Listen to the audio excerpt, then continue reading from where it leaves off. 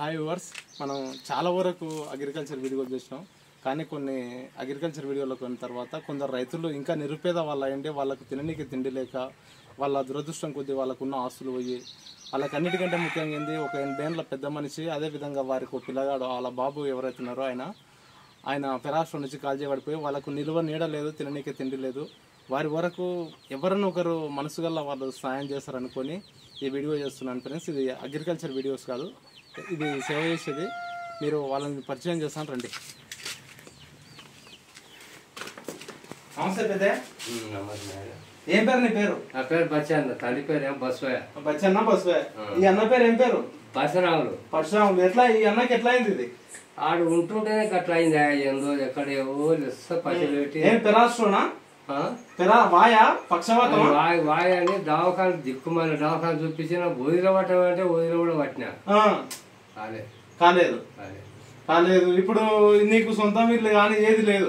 లేదు సొంతం ఇల్లు లేదు, ఈ భూమి ఏది లేకుండా నేను కూడా కాడు పడి అది చేస్తాను. అది కాడు పడి అంత ఇబ్బంది పడి ఉండవు.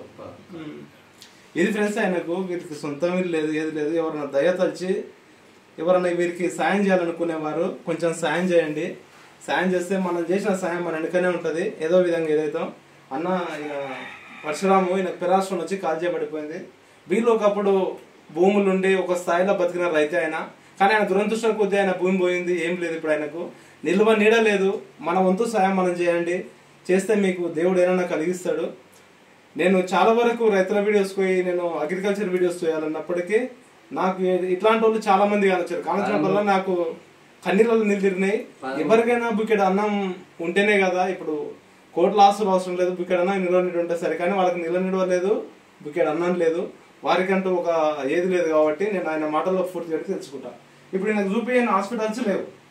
హాస్పిటల్ 13 చదివాడు ఆయన. చదువుడు కదా చదివాడు 13 డిగ్రీ ఫస్ట్ ఇయర్ చేసిన స్టూడెంట్స్ ఆయన.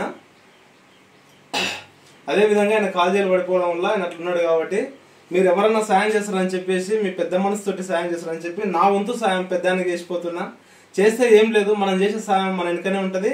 కాకపోతే వారికి సాయం చేస్తే ఒక రూమ్ ఇల్లు కట్టివచ్చు, కనీసం రెగ్యులర్ రూమ్ అయినా కట్టివచ్చు. ఈ ఉన్న ఇల్లు మాత్రం వాళ్ళది కాదు. ఇది ప్రస్తుతానికి ఉన్న ఇల్లు అయితే ఇది వీళ్ళది కాదు, వేరే వాళ్ళది అయితే ఇంట్లో ఉండరు. ఇప్పుడు మీకు ఒక రెగ్యులర్ రూమ్ అయినా సరిపోతుంది కానీ చాలు. ఉండ మీకు తల దాచుకోనికుంటే సరే. ఇప్పుడు మీకు పింఛన్ ఎంత వస్తుంది? నాకు 2000 వస్తాయి. 4000. ఆయన 4000, నీకు 2000. దాంట్లో మీరు జీవనాధారం సరే వెళ్తుంది, కానీ ఇల్లు లేదు. ఇది ఫ్రెండ్స్, వీళ్ళకైతే ఇల్లు లేదు, చాలా ఇబ్బంది ఉండరు. సాధ్యమైనంత వరకు సోషల్ సర్వీసెస్ శ్రీదేవి మేడానికి కూడా ఈ వీడియో మీరు రీచ్ అయ్యేటట్టు చూడండి. ఎంతవరకు అంత లైక్ కొట్టండి. ఏది అని వాళ్ళంటే ఛానల్ సబ్స్క్రైబ్ చేసుకోండి, లైక్ చేయండి, షేర్ చేయండి. ఖచ్చితంగా మాత్రం ఈ వీడియోని బాగా వైరల్ చేయండి. వైరల్ చేస్తే ఒక్కరు కాకుండా ఒకరు పెద్ద మనసు చేసుకొని వీరికి పైసలు ఇస్తారు.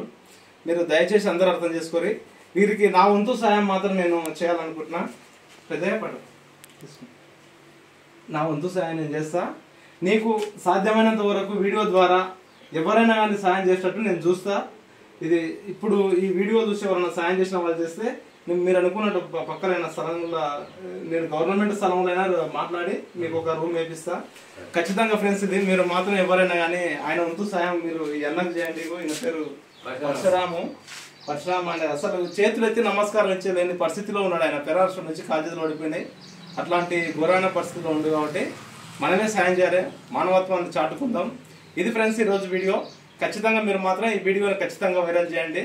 వైరల్ చేస్తారనుకుంటున్నా. వీళ్ళైతే శ్రీదేవి మేడం దగ్గరికి పోవాలి. శ్రీదేవి మేడం ఉడకంగా ఆమెకు వచ్చిన సాయం చేయాలి.